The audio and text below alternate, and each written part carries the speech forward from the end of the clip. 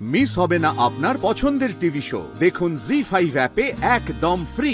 তার মানে মিথ্যের জন্য একটা জীবন নষ্ট হয়ে গেল। কি ঈশিতা, সব সত্যি? শেষমেশ যে সত্যিটা প্রমাণিত হবে এটা ভাবা যায়নি, তবে ঈশ্বরের অসীম কৃপা জানেন, এখনো এই ফুলকি, রোহিত, ধানসিঁড়ি এদের মতো মানুষ পৃথিবীতে আছে।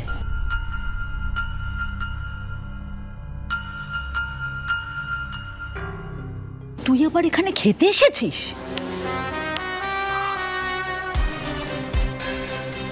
আমি খুন করিনি। আবার মিথ্যা কথা। আমি তুই থেকে কেন খুন করব? আপনারা শুনুন, আমি খুন করিনি বাবা।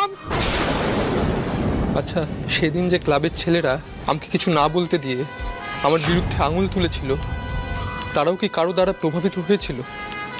ঈশিতা, শুধু এইটুকু অন্তত বল।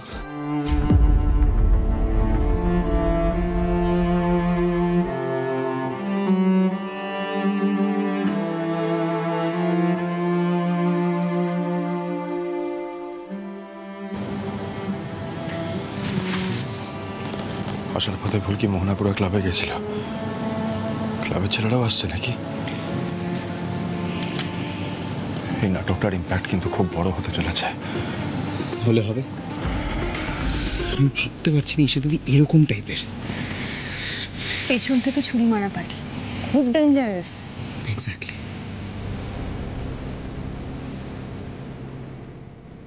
ওই তো ওই ম্যাডামই তো আমাদের ক্লাবে ঢুকে চিৎকার করে বলেছিলেন যে ছন্দক মজুমদার নাকি তার বউকে মেরে ফেলেছে। হ্যাঁ হ্যাঁ, এই ম্যাডামই বলেছিলেন।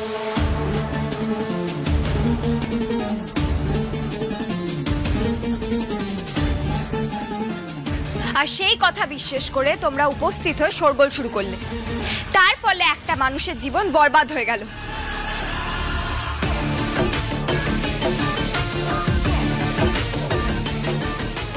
ফুলকি, ফুলকি, আজ আমরা আসি কেমন? রোহিত, অনেক উপকার করলে, ধন্যবাদ দিয়ে ছোট করব না, তাই সে চেষ্টাও করলাম না। ভালো থেকো মা, আসি কেমন? আপনিও ভালো থাকবেন। আয়।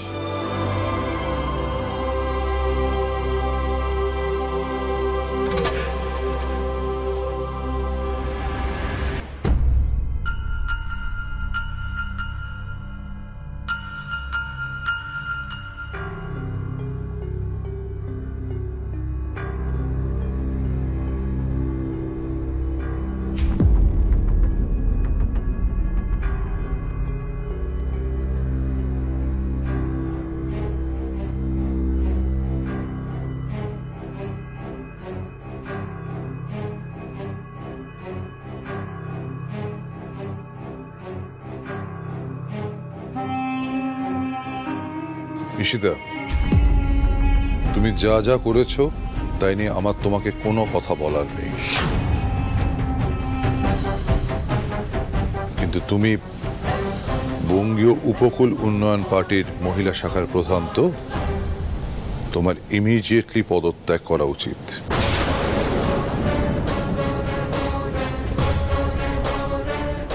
এই ধরনের কাজ কোনো লিডার করে না। চিঠিমণি, কিন্তু এটা তুমি নিজের থেকে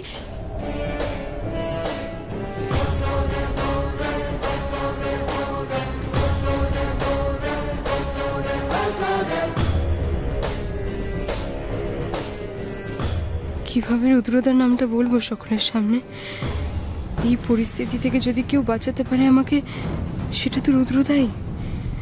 নয়তো আমার ক্যারিয়ার তো শেষ এখানে।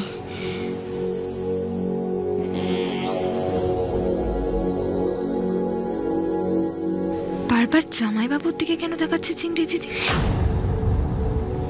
কি জানে? ঈশিতা, তুমি বারবার রুদ্রর দিকে কেন তাকাচ্ছ বলো তো? না মানে এরকম একটা অন্যায় কাজ তোমায় কে করতে বলেছে? রুদ্র? না, তোমার দৃষ্টির মাধ্যম দিয়ে আমরা কিন্তু সবাই এটাই বুঝছি। কে বলেছে বলো? রুদ্র? রুদ্র? লাবু, তোর কি মাথা খারাপ হয়ে গেছে? রুদ্র ঈশিতাকে বলবে এই সমস্ত করার জন্য? ঈশিতার মাথায় তখন কি চলছিল কে জানে, যে এতটা নিচে নেমে গেল।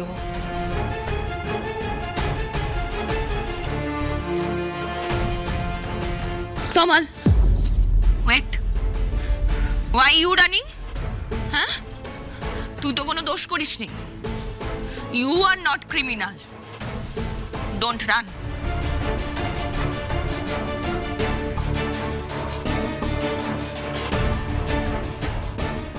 তমাল, রাইট নাও তোর মনে কি চলছে, তুই যে ঠিক কতটা কষ্ট পাচ্ছিস সেটা আমরা সবাই বুঝতে পারছি ভাই।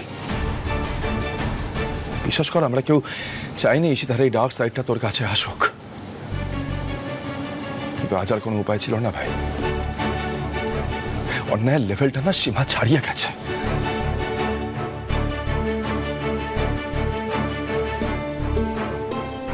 তার নির্দোষ ইনোসেন্ট মানুষের জীবনটা পুরো কেন করলে এটা ঈশিতা? রাজনীতির জন্য? বলো না, আমরা জানতে চাই সবাই কেন করলে।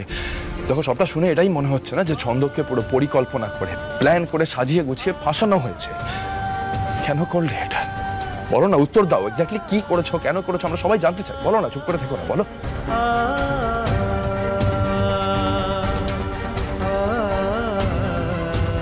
জেঠুমনি, ছন্দক তখন কলেজের একটা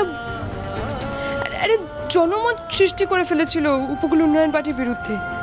আর উপকূল উন্নয়ন পার্টি আমাকে তখন জিএস হতে বলেছিল। আমি বুঝে গেছিলাম ছন্দক যদি থাকে তাহলে আমি এগোতে পারবো না। আমি শুধু চেয়েছিলাম ছন্দক যেন জয়িতাকে নিয়ে ব্যস্ত থাকে, সেই জন্য ওদের মধ্যে একটু ঝামেলার সৃষ্টি করেছিলাম।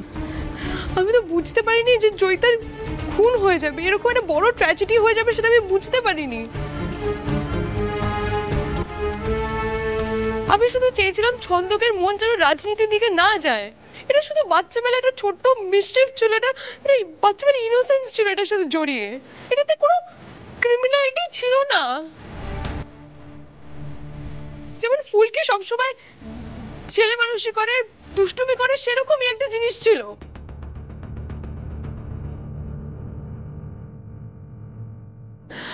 এর মধ্যে ফুলকির সাথে তুলনা না করাই ভালো। ফুলকি আর যাই করুক, কারুর ক্ষতি করার জন্য কখনো দুষ্টুমি করে না।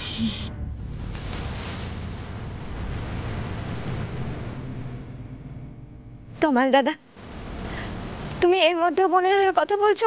সত্যি কথা বলতে আমি ভয় পাই না ফুলকি। যতই স্টুপিড হই না কেন, গাধা হই না কেন, সত্যি কথা বলার সাহসটুকু আমার আছে।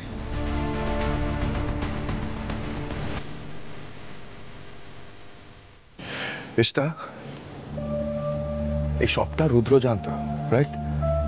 ও তো তখন তোমাদের দলের লিডার ছিল। রোহিত, ঈশিতা খুব ভালো, মানে খুব প্রমিসিং রাজনৈতিক লিডার। জি5 ডাউনলোড করুন আর সব এপিসোড দেখুন একদম ফ্রি।